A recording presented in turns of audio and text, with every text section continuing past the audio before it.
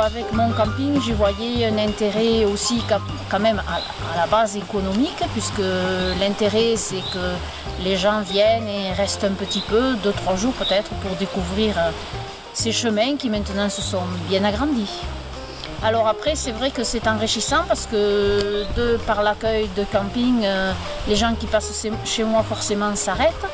Donc je peux discuter avec les gens, leur parler du chemin.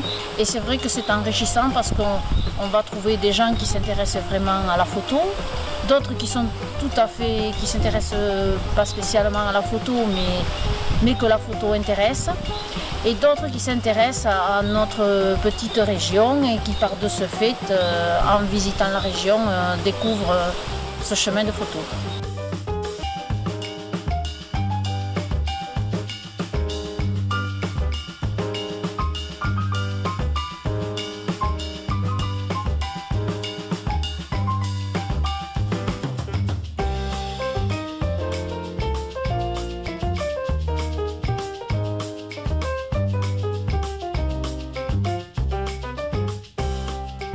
Nous, le partenariat, depuis le départ, quand on a monté le projet, on a développé le partenariat tant au niveau social que maintenant au niveau du volet un peu plus économique, donc avec voilà, les associations comme les chemins de photo, mais également avec les mairies, avec tous les partenaires du secteur touristique, donc les gîtes, les chambres d'hôtes, les campings, les offices du tourisme, et c'est essentiel pour pouvoir développer donc une activité et puis développer le territoire.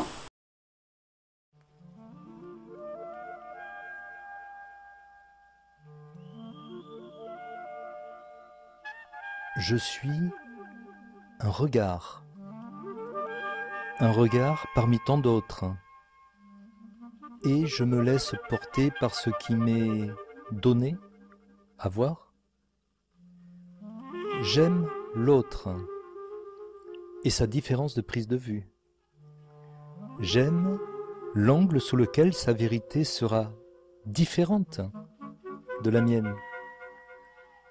Parcourir les chemins de photo à pied ou à bicyclette, avec ou sans Paulette, mais en compagnie d'Hervé, Karine, Françoise, Gérard, Bob et tant d'autres. Ouvrir grand les yeux est un vrai bonheur.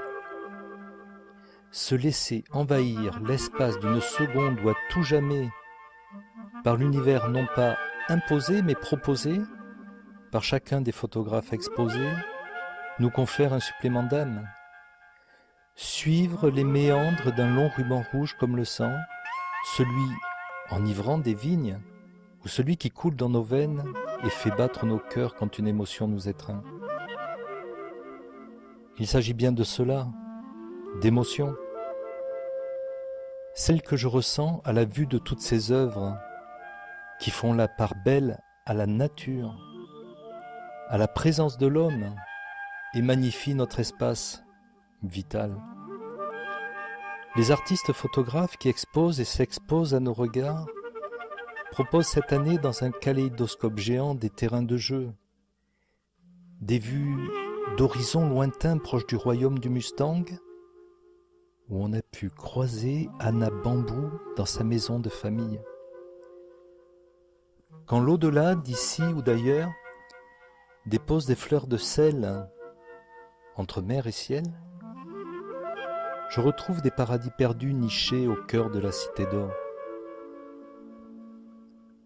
En parcourant les petits et grands cheminements, je découvre que toutes les leçons sont dans la nature, pour les enfants d'ici ou du Mali, ceux des déserts de Chine, ou encore ceux qui peuplent des planètes imaginaires.